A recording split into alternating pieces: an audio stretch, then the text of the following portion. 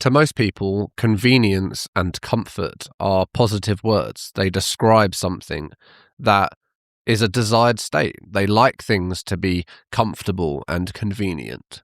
When we think of comfort, we think of something like a warm blanket in the winter or the fireplace, being comfortable, being cozy, being warm and safe. That's the kind of connotations that the word gives off. But really, comfort just describes a feeling of acceptance over your current state. For instance, you can be in a really bad situation. You could be in something like an abusive relationship, but you can be comfortable there because you have accepted that the bad relationship is better than the alternative, which is either the unknown or being alone. And this is why the word comfort, even though we think of it in a positive light, is more neutral than we give it credit. It actually sits somewhere in between. It doesn't matter whether a situation is good or bad, whether it's good for us or bad for us. What matters is how we perceive the situation. Most people in their lives are not happy. They're not content. They're not at peace, but they are comfortable. They are quite happy going to their job and then coming back home and sitting in front of the TV. And to them, that is comfort. That is something that is predictable, reliable, safe. It's something that it may not give them a sense of adventure. It may not strike them with purpose or make them feel overjoyed, but their version of comfort is avoiding the uncomfortable. So the absence of discomfort is what makes them comfortable. And the same goes for the word convenience.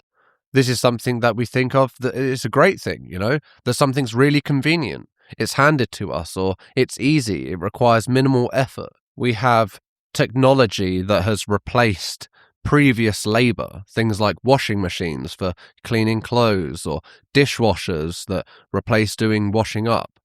All of these things make our life more convenient, but what are they replacing? We think of convenience as being something positive, that it spares us from having to do things that we don't necessarily want to do, things like cleaning, things that seem mundane or trivial. Yet with all of this convenience, it seems like we have lost something. We are bored, we are seeking distraction and entertainment because where previously we would have been living, and living would have meant catching your food, preparing your food, preparing your home, preparing the wood for the fire, doing all of these tasks that help you to stay alive and that are detrimental to your survival. You couldn't just walk into the supermarket and buy all your food. You had to grow the vegetables, and that required time and effort and patience and skill and knowledge. You had to go and catch the food, you had to go and hunt, you had to prepare the food. Cleaning was of massive importance because of risk of infection and disease. Heating your home meant preparing and curing logs, making sure that you had enough dry wood to sustain you. All of these things were important, and they were purpose-driven. You needed to do them in order to survive.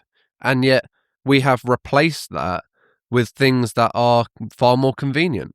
We have outsourced many of those daily tasks, or at the very least, have made them far easier to accomplish. But what have we lost in the process?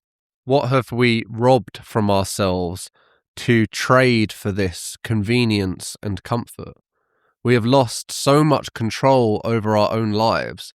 We don't know what's in our food. We don't know how to keep ourselves alive. We have no survival ability because we don't have to survive. A great example of this is people that think that they overthink. And realistically, you don't overthink. You think perfectly the right amount. But what happens is you don't have enough meaningful tasks in your life in order to occupy that driven brain to think out creative solutions to the problems. And because those problems have now been reduced or don't exist or new ones have taken their place, we believe that we overthink, that there is something wrong with us or something wrong with our brains, that we have this disorder, when really if we were to be placed in a forest in like that some hunter-gatherer situation, we would need all of that brain power. We would need to be tracking the footprints in the soil, observing everything, listening out for predators. We would need all of our senses to be alive just to stay alive, just to do the bare minimum of feed ourselves and keep ourselves safe. So because we have this comfort, because we have this convenience and this absence or this void of real life, we now suffer in that void. We now take away all of those things that gave us meaning and purpose, and we replace them with things that keep us distracted, or they give us cheap thrills, cheap entertainment. It's all meaningless. It's all ephemeral. It doesn't have any substance to it. And this is why so many of us feel depressed and empty, because our lives are depressing and empty. And some people have the stomach to confront that. They can say, I see life for what it is. I see reality for what it is. And some people are able to convince themselves of the illusion. And there have been many times where, I've almost been envious of that, where I've wished that that could be me, that I felt cursed for being able to see the truth, for being able to not live under that mirage. It felt like I was missing out on something, that everyone had something worked out where they were able to just play along and that I wasn't able to. But once you awaken, once you see it for what it is, you can't unsee it. You can't pretend. You can't lie to yourself. You know that it's not true and the dream has been shattered. And I think for me, I spent a lot of years working that out and realizing the depth of the illusion, realizing just how backwards everything was.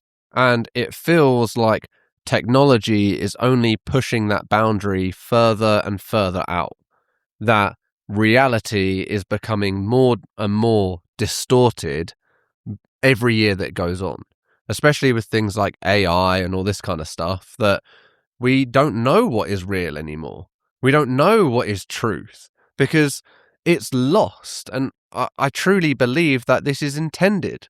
They want you to be so uncertain about things that are real that you give up looking for truth. You stop altogether. It becomes an impossible task. It's like a needle in a haystack. You can go looking for reality, but it's so far abstracted from where we are today that even that just seems impossible. It seems so surreal. Even in my generation, for instance, people don't even know where their food comes from. They've never had to kill an animal. They don't even see the food that they're eating as animals. They just see it as bacon or sausage or whatever. Even that our food has become reduced. It's not a product of a living, breathing being. It's not a product of sentience. It's just something that people go and buy in the supermarkets.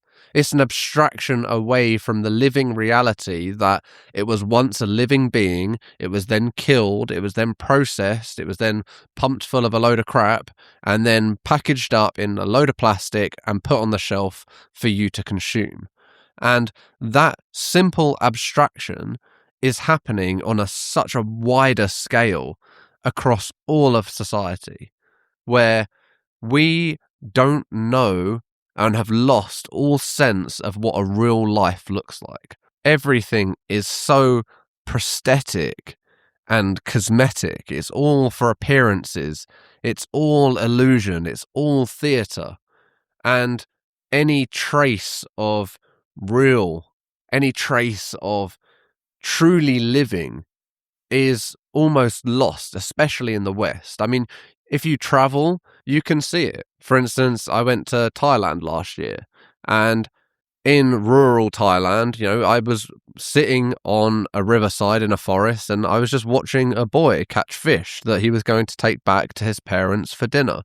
And even that, the fact that this 7-year-old boy has more survival and life skills than 99% of adults, and this comfort and convenience, to me it seems like a plague Look at what it's doing to the mental health of generations. They don't care about anything. They think life has no meaning. There's no point to anything. They don't care, and they think that that's a great thing. They think that's something to be celebrated. They confuse internet life with reality. They don't know how to communicate with people anymore. People don't know how to have a real human connection. Technology has become a surrogate of almost everything, a surrogate of intimacy, a surrogate of friendship, a surrogate of relationships, a surrogate of knowledge, a surrogate of truth. It's all an abstraction away from the real thing, and it's devastating. And to see how rapidly it is deteriorating is heartbreaking, because I know how much suffering people are experiencing, and it is inescapable. It's not, but it feels like it when you're in it. The system feels inescapable, and it's an incredibly hard sell. Like, realistically, to avoid these traps, to escape this system, it will put you into isolation. You can find commonality and community within people trying to do the same thing, but it's few and far between. It's hard enough as a well-informed adult to make those decisions, to sort of abandon society, abandon these frameworks that are imposed upon us, and to not buy into that illusion, let alone try to convince people to make that choice willingly, knowing that it will cause them to lose everything and likely everyone that they know. It's a very hard sell. And until we have this resurgence where we build communities that are real, that live in real ways, that build real connections, real relationships, that have a structure that facilitates real life, until those exist and are accessible and available, it's incredibly hard to make that decision, because you have nowhere else to go. You have to go it alone. And I feel like it is my purpose, if not just for myself, but for my family, for my children, that I must create this, that it has to exist. I can't imagine bringing children up in this world without that structure existing, because you can't teach kids by telling them. You have to show them. And if everything that I would tell them would be the antithesis of what is going on around them, what all of society tells them, what their schools teach them, what their friends and their friends' parents teach them, and everything around them is going against the grain, then they have to see by example. They have to see and feel and be a part of something that is different. They have to know that a different way is possible, that a different way is better, because an explanation is not enough. And words are incredibly powerful, but action is arguably even more so. And I refuse to participate in that illusion anymore. And I know that there are many people out there that feel the same way, that also want out, that also want something real, that also are over this whole thing, the whole system, the whole illusion, and they don't want it anymore, that they want to be rid of it, but they don't have somewhere to go to. They can escape, but then where do they go? And I don't necessarily know how I'm going to accomplish it, or how it will look like, or how it will end up, but I know that it must be done, and I will do whatever it takes to do it. And I also know for a fact that we can all do it together.